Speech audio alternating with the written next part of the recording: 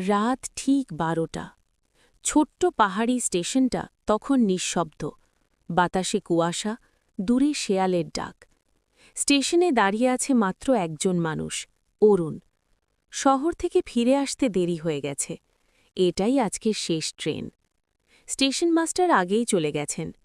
আলো বলতে প্ল্যাটফর্মের এক কোণে ঝিমোনো বাল্ব। অরুণ ঘড়ির দিকে তাকাল। 12টা বেজে 5। ট্রেন আসার কথা ছিল 12টায়। হঠাৎ লাইন থেকে ভেসে এলো ধাতব চাকার শব্দ। অন্ধকার ভেদ করে ধীরে ধীরে ঢুকল পুরনো একটি ট্রেন। অদ্ভুত ব্যাপার, ট্রেনটার গায়ে কোনো নম্বর নেই। জানালাগুলো অস্বাভাবিক কালো। দরজা খুলতেই ঠান্ডা বাতাসের ঝাপটা এলো।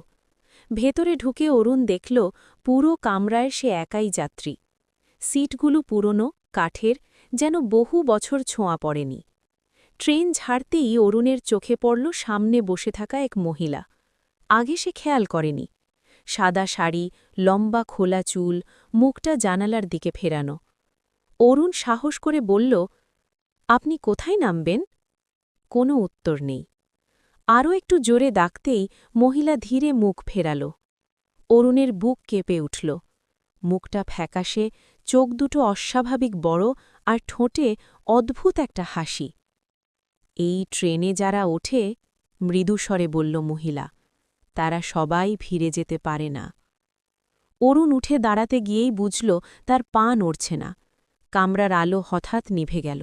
জানালার বাইরে সে দেখল স্টেশন নয়, রাস্তা নয়, শুধু কবরের সারি।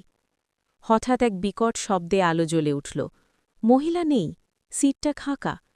ভয়ে অরুণ চিৎকার করতে চাইল, কিন্তু গলা দিয়ে শব্দ বেরোল না। তখনই ট্রেন ধীরে থামল।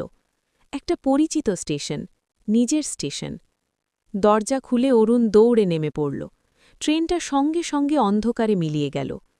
প্ল্যাটফর্মে বসে থাকা এক বৃদ্ধ চা বিক্রেতা অবাক হয়ে তাকিয়ে বলল, বাবু, এত রাতে এখানে? অরুণ হাঁপাতে হাঁপাতে বলল, শেষ ট্রেনটা। বৃদ্ধের মুখ গম্ভীর হয়ে গেল। এই লাইনে শেষ ট্রেন দুর্ঘটনায় পড়েছিল আজ থেকে ২০ বছর আগে। কেউ বাঁচেনি। অরুণের মাথা ঘুরে উঠল। সে পকেটে হাত ঠুকিয়ে টের পেল একটা পুরনো টিকিট। তারিখ লেখা ২০ বছর আগের।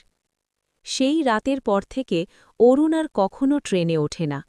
আর পাহাড়ি ওই স্টেশনে আজও মাঝরাতে শোনা যায় চাকার শব্দ আর এক নারীর ফিসফিসে হাসি।